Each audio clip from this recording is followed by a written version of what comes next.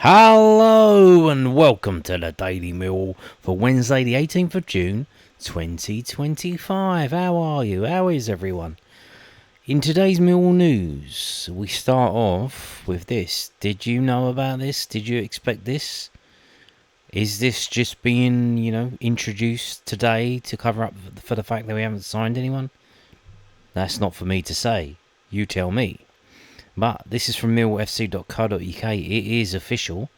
Millwall confirm plans to introduce safe standing at the Den.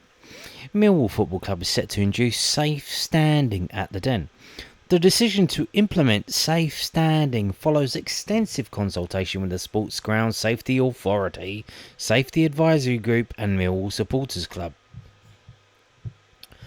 Safe standing areas allows supporters the option to stand for the duration of a match. Though standing is not compulsory, these areas are being introduced to help keep supporters safe while enhancing the matchday experience and atmosphere. Installation is scheduled to begin during the October international break in line with SGSA guidance. The phased rollout will include... So if you got a season ticket, but apparently we'll find out that they have spoken to you already. But I don't know if they sent this out. So if they've sent out the communication to the season ticket holders today, because this hasn't come out before then, and you would think, well, if someone got an email, they probably would have went onto the forums, or they would have went onto Twitter and said, look, what's happening to me? Like, I don't like change and I don't like this, but... So, North stand up, and obviously that doesn't affect us. That is the away fans section. And we'll get... A lot of people said, why are they doing the away fans? We'll get onto that. Don't worry, I'll tell you all about it. I found out why they're doing that. Don't worry about it, I'll tell you. So, blocks 21 to 26, which is in the away section, rows A to H. So, that's from the front to... How many letters is that? A, B, C, D, E, F. So was that 8? Rails allowing 1,086 to stand. Okay. Dockers Upper. Blocks 20, 19 and 18. Now that is the one that is... That's the one that was formerly known as the East Upper. That is the one where all the little Herberts go, and they smash the seats and make the noise, and they run up and down the stairs with their little... They've got these little handbags now that go around. They have like a little strap that goes around. It's like a bum bag, but it goes across their whole body. Very weird youth fashion. Obviously not just in this day and age, but generally throughout history. The young people doing young people things, but whatever. If they want to go around with handbags, that's up to them. So yeah, the blocks 20, 19 and 18, rows A to T. That is not all of the rows. I think that might be just up to... So I think it goes up to... Does it go up to Z or it goes up to... I'm not sure, actually. I probably should have pulled up a thing to show you, but obviously, I'm pretty sure that isn't the whole of the ground there, or of those blocks. Hang on. Seats 156 to 168 in block 18 only. Okay. Rows allowing 1,007 to stand. So 1,007 to stand for the home and 1,086 for the away. Interesting. For fans who currently sit in those areas, safe standing does not mean seats will be removed, but a rail will be installed in front of the seat, and those in that area will be required to remain in their allocated place. The capacity of the den will not increase and ticket prices will not be affected. The club has communicated directly with supporters whose seats will be affected by this change. Supporters with season tickets in the safe standing area who wish to relocate due to these changes will be offered the opportunity to move to alternative seating areas subject to availability. You think they probably could have sorted that out before they started selling season tickets, but you know. Likewise, fans interested in moving to the new safe standing sections can register their interest, and the club will endeavour to accommodate as many requests as possible on a first come, first serve basis. And then we have the quote from Mark Fairbrother, managing director of the Den. Safe standing is something we've been considering for some time, and our fans who travel to away matches will see it being installed across the country. Given the nature of the Den and following extensive consultation with relevant safety authorities, we are looking to phase this installation into areas where fans predominantly stand already. We have had some very good conversations with supporters as part of this, and we would like to thank the MSC for their engagement with the club as part of this process. And we understand that safe standing may not be for everyone, and we will do our utmost to accommodate supporters in other areas of the ground should they wish. Likewise, with only limited areas being phased in during the coming season, should fans wish to relocate to these areas, we will try to accommodate as many as we can. If you have any queries regarding the introduction of safe standing, please contact Alex Russell, Supporter Liaison Officer below. Alternatively, to register your interest in moving away from or moving to the new safe standing area, please contact the ticket office below. So the SL Supporters Liaison Officer is slo@millwallfc.co.uk. I do have one question. So they consulted the Millwall Supporters Club, and in typical Millwall Supporters Club fashion, who did they fucking talk to? Because I haven't heard anything. Did they? They spoke to their own friends and family, who are Millwall fans, and they didn't speak to the vast majority of Millwall fans, who they claim to represent. Oh dear, another failure by the MSC. Right, so let's get into it. What do they say here? What does he say?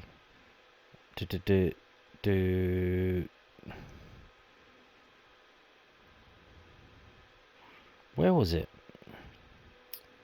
Yeah, one thing. When I went to the under-21 game at Ipswich, they had safe standing there, and I tell you, it was rubbish. It was like what we're going to do here now, in that it was in the upper section. And what they done is they put these metal barriers in, and what it had done is shrunken the space, so the rows kind of felt all squashed in. You couldn't really, at the best of times, you have to like squeeze past people. With that, the way that they done it at Portman Road, with that thing there now, like it was impossible to like squeeze past the seat. And the seats, because now the seats, they don't go up; they're stuck down. So we wait to see how Millwall are going to do it. Do they keep the seats that flap down, or do they change it? Another thing as well, consultation with relevant safety authorities. So let's get on to that. So, like most things in this country, you need a licence for that. Have you got a licence for that, mate? Licence for this, licence for that, your tax for this, tax for that. And, in typical fashion, we have this Quango, this government agency that isn't run by the government, but they get paid money to do this kind of thing. And this is the SGSA, as previously mentioned on the Millwall website, .org.uk. Sports Grounds Safety Authority. Right. Grounds wanting to offer licensed safe standing must meet 16 criteria. So this web page here basically summarises the 16 criteria, but this is the actual form here. This is it like officially, yeah? The one before is what we're going to go through because it's in plainer English, really. I'm just going to scroll down this. So if you want to pause it and have a look later on, you can do that, etc, etc, etc. So these are the 6 main criteria, Okay. So there you go. This is version 1.2 from the 5th of October 2022. So let's go back and this is the same thing, like I said, it's just clearer. Right, so grounds can apply to the SGSA to offer licence standing where the necessary infrastructure and ground management arrangements outlined below are in place. Aha. Grounds applying to become a licensed standing ground must demonstrate how they meet the following criteria, which covers 4 categories: compliance with the guidance, infrastructure, safety management procedures, and safety advisory group engagement. Any infrastructure must comply with the appropriate SGSA guidance. So basically what you're going to put in, you can't just slap it together. There are codes of conduct and stuff, etc, etc. You've got to comply with sections of the 6th edition of the Guide to Safety at Sports Grounds, with particular reference to Chapter 12, Seated Accommodation. Well, of course, naturally, of course. The design and installation of the proposed areas, including testing sign-off of new seats with barriers, independent barriers by a competent person, and the safety management procedures put in place in advance of spectators being admitted to the area in question, including the provision of suitably qualified trained stewards. So what's going to happen now is you're going to have stewards there all the time. So that kind of defeats the purpose. It's supposed to be safe standing, so why do you need all these extra stewards? It's supposed to be safe, no? To validate the design and quality of installation, the ground is required to carry out proof of load testing to a minimum of 5% of the installation to ensure that required loadings can be achieved. So obviously, what basically safe standing is it's halfway. It's probably the worst of both worlds. It's not a seat and it's not a terrace like the old school terrace, the ones that were really old then. Cold Blow Lane. It's the worst of both worlds, especially if it's going to be in the second tier, in the upper tier.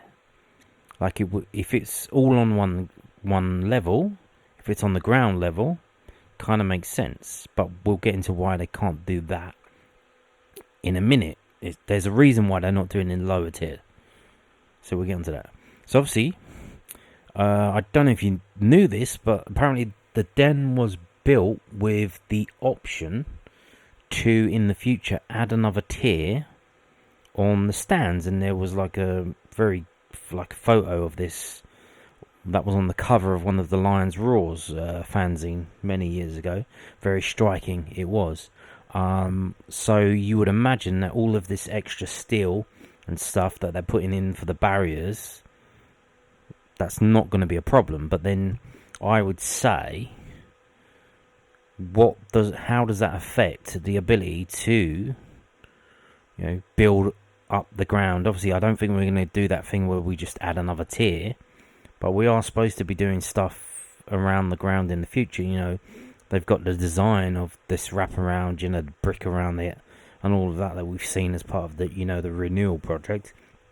Can we still do that with all of this extra steel in the ground? Infrastructure, number 2. So we've got 16 criteria, number 2. Licensed standing areas must be made available to both home and visiting supporters. So, it's not enough you're spending all this money. You have to spend double, because you have to do it for the home fans and you have to do it for the away fans. And as we just saw on the previous page, the away fans are actually getting more. They're getting 1,086. Whereas the home fans are getting 1,007. So I don't know if it says that it needs to be the same amount, but certainly you need to do it for both. In achieving this, visiting supporters should also be offered seated accommodation within the provision. The ground management must be able to demonstrate active engagement with supporters, which has helped to inform decision making on the size and location of those licensed standing areas. The final decision will be based on a range of factors, most notably the nature and scale of spectator safety risk associated with the persistent standing in conventional seated accommodation and the associated SGA SGSA persistent standing enforcement approach. So basically, they are putting this here because they can't get people to sit down. So this is why they're putting it there. Why they're putting it in the away upper. And you may have seen last season that they started to put the away fans in the lower tier, and they had them kind of fenced in. And that's because the safety advisory group, for some reason, I think they may have got a new job's worth on the board or something, because they decided to be a cunt about it and tell the club that they had to sell tickets to away fans to the bottom tier because in the upper tier they weren't sitting down. What's that about? I don't know. And obviously in the east upper, the Dockers section, like I said, where the young rapscallions are, they're up and down all the time. So they're mostly standing all the time anyway. So that's why it's going to be there. But here's the thing. What's going to happen now, if you're standing in another part of the ground and you won't sit down, you stand all the time, which I think a lot in the West Lower do. Surely this gives the club the green light to be even more draconian and tell you to sit your fucking ass down. And say, well, if you want to stand up, go over there. There's a standing section over there. So we'll see about that.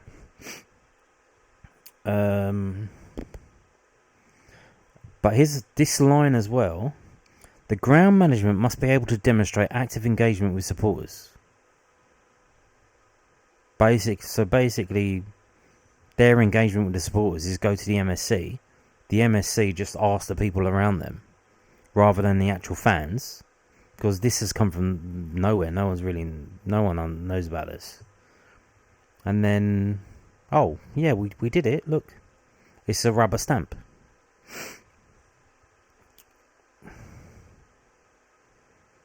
So note that it is recognised that the capacity of licensed standing areas, whether for home or visiting supporters, may vary according to the event and the likely demand, and that allocations will require continual review.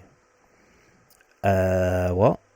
So even though the barriers are there, and it is a safe standing section, if it's, let's say it's like a Leeds game or something, or like, I don't know, what could it be?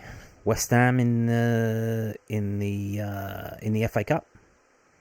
They could then turn around and say, "Oh, actually, for this game, this isn't safe standing. You need to sit."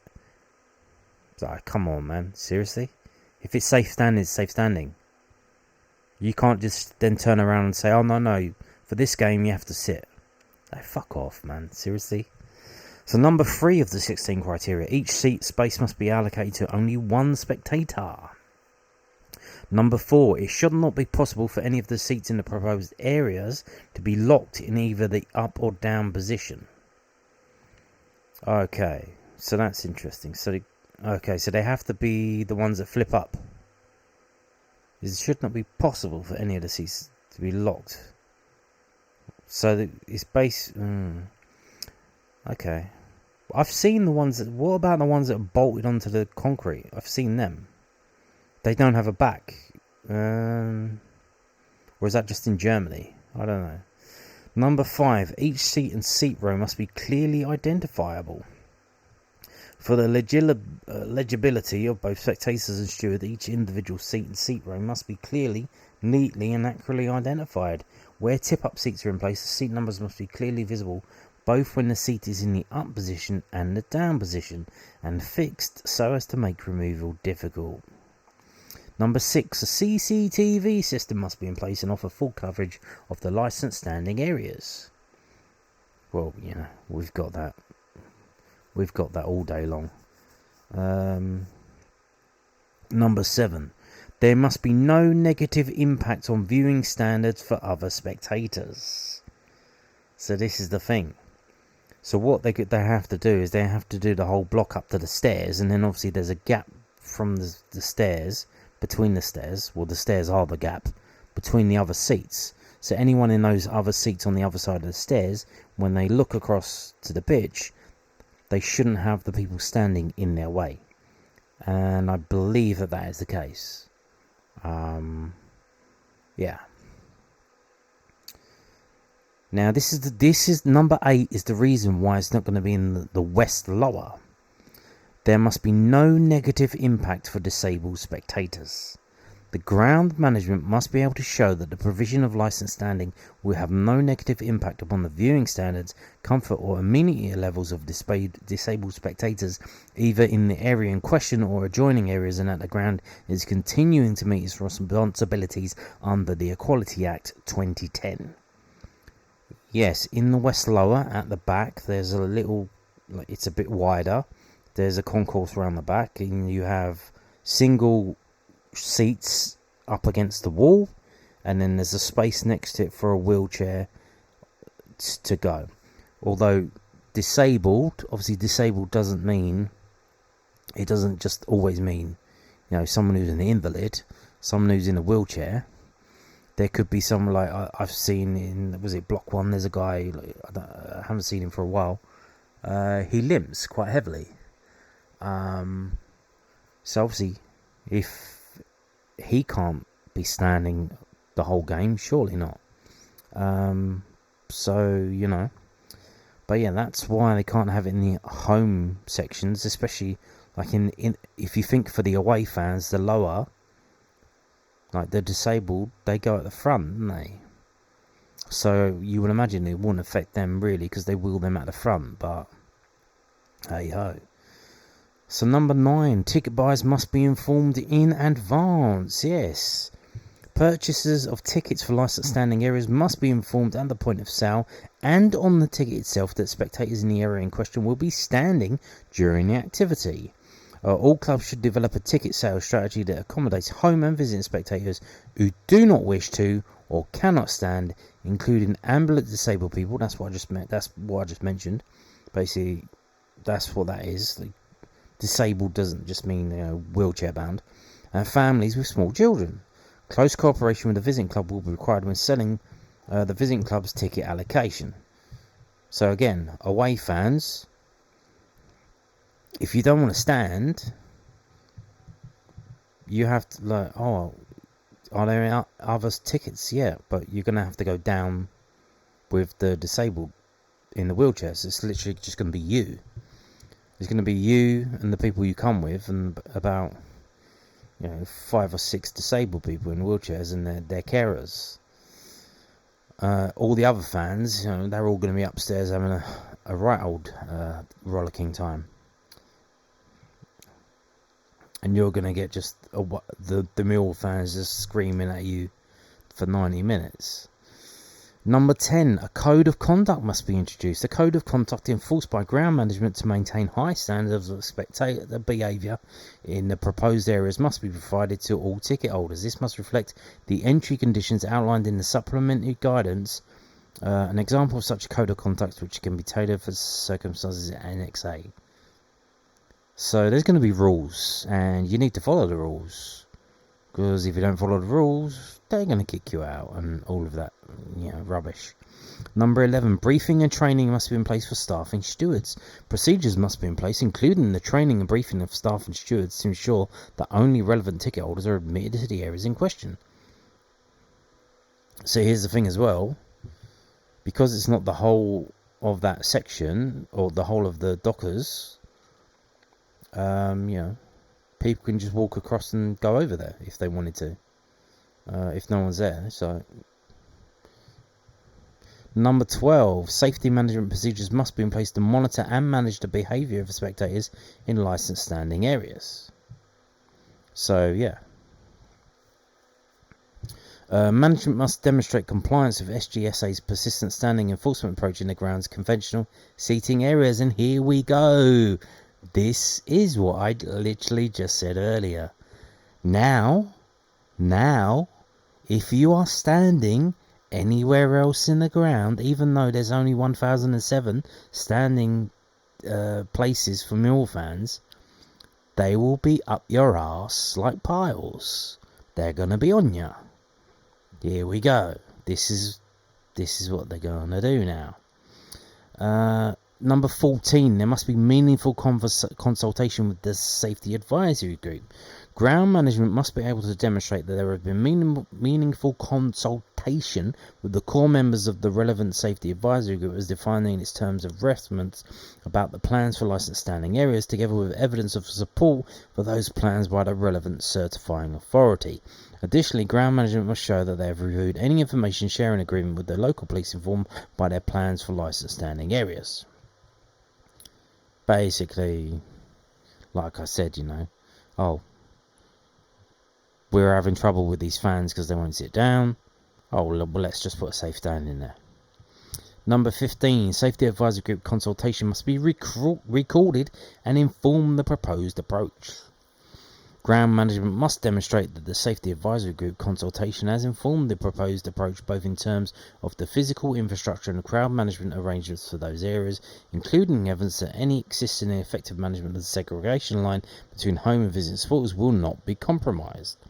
Note that in circumstances where such safety advisory group consultation results in objections to the proposals for licensed standing areas from one or more of the core safety advisory group members, the ground management must show evidence that the certifying authority has recorded formally details about the objections, including evidence base and who tabled each of them, and the certifying authority's accompanying rationale for rejecting each of those objections when giving its support to the proposed safety standing areas.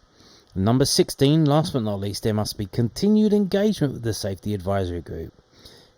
Ground management must demonstrate that there are arrangements in place for regular dialogue with the core members of the relevant safety advisory group about the operation of licensed standing areas to provide a suitable forum where partners, including the local police, can take an evidence-based approach to the ongoing effective management of the proposed areas. Wow. Who are the safety advisory group? Is it a secret? Are they the Freemasons? Are they the Illuminati? Like, who the fuck are they? Are we not allowed to know who they are? Is it like esoteric knowledge? We're not allowed to know who they are? Oh dear. So yeah, there you go. This is what they're doing. This is what's going on.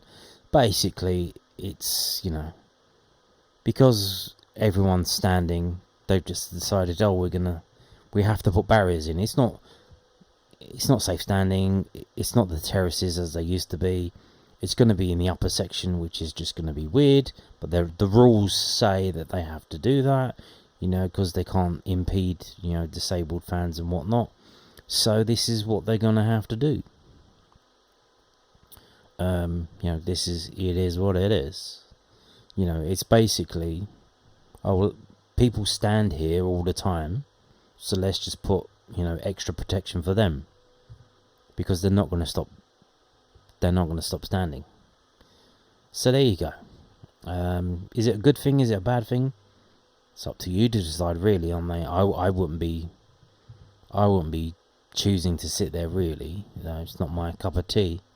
I'm an old man now. I like sitting down, but the thing is, what happens, right, when we have a quick counter attack and the ball runs down the other end? What happens if you're sitting? Everyone stands up. Oh! You can hear all the chairs clattering as everyone stands up. If you're standing up all the time, it's not the same. When everyone's sitting, or most people are sitting, and then something on the pitch happens, and then everyone stands up, we got a moment, we got a situation, we got some drama, we got a reaction from the crowd. That's not the same if you're just standing all the time. So yeah, there you go. Now moving on to this from southwarknews.co.uk. Yeah, signed, sealed and delivered. Murray Wallace has ended up at Huddersfield Town. Yeah, Huddersfield Town announced the signing of Mill defender Murray Wallace. Huddersfield Town have announced that they will permanently sign Murray Wallace once his Mill contract expires at the end of the month. The 32-year-old defender has signed a 2-year contract with the Terriers, where he previously spent 4 seasons between 2012 and 2016. The Lions announced in May that Wallace would leave the club after 7 seasons, and he finishes his Millwall career having made 226 appearances and scored 13 goals. and they got a quote from the manager, but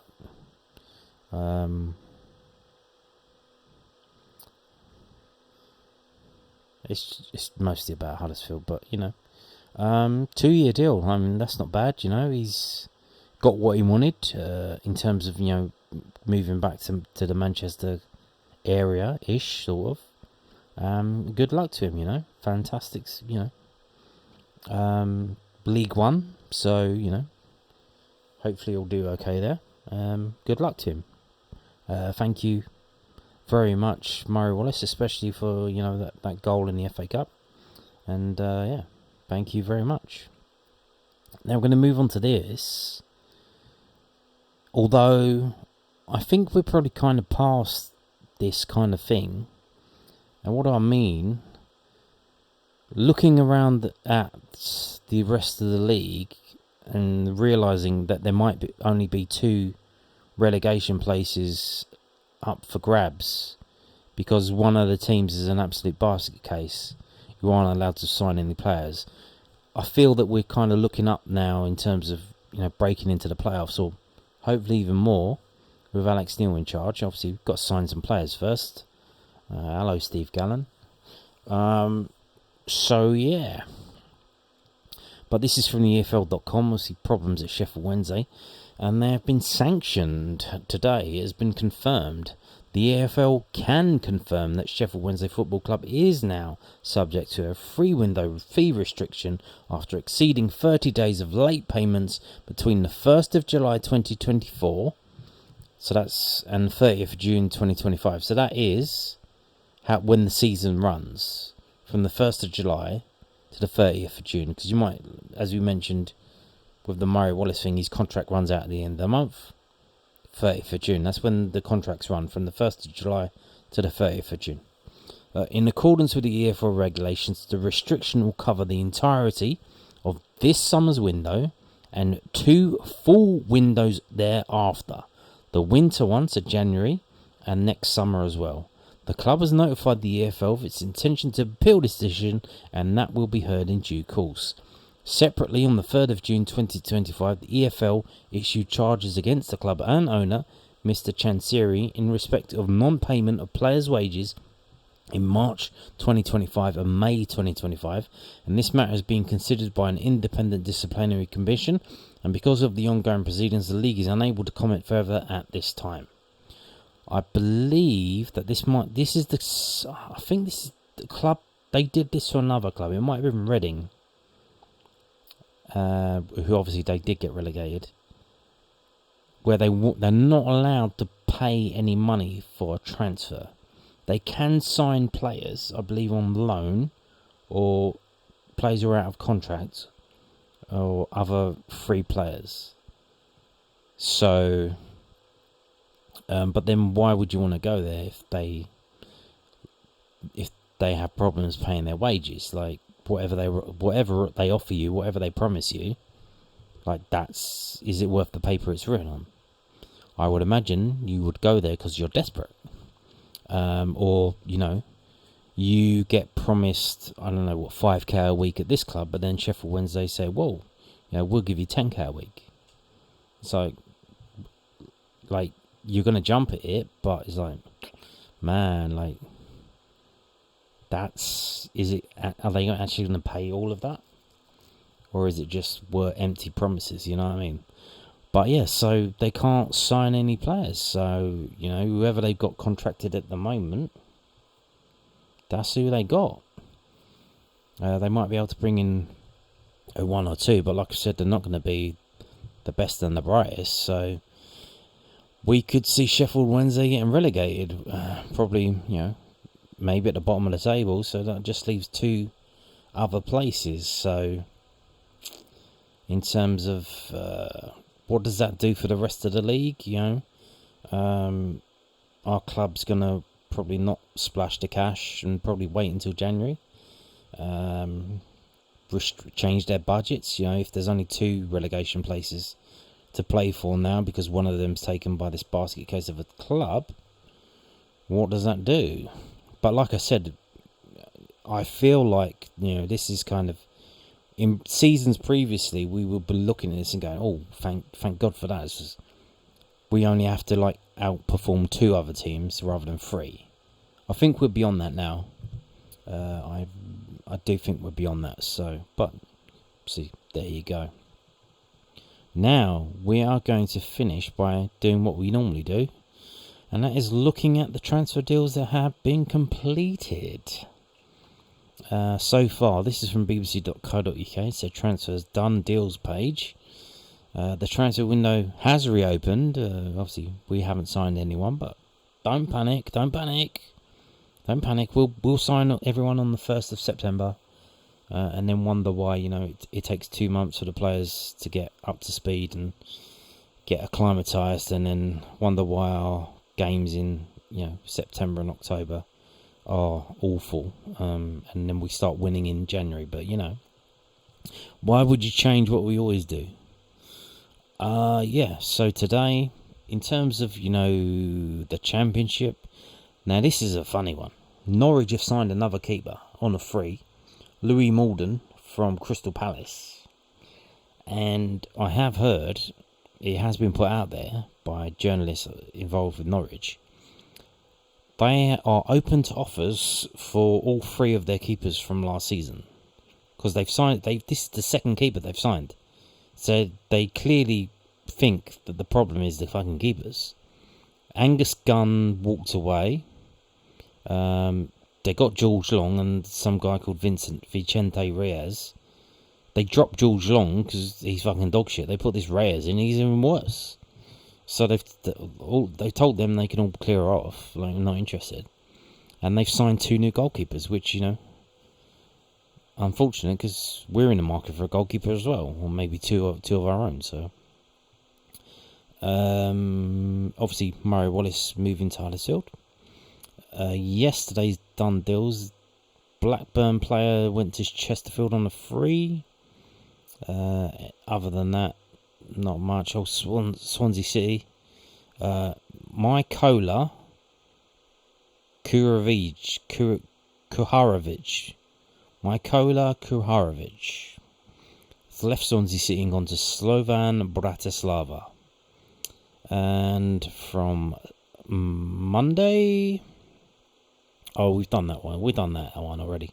Harry Darling. So, yeah.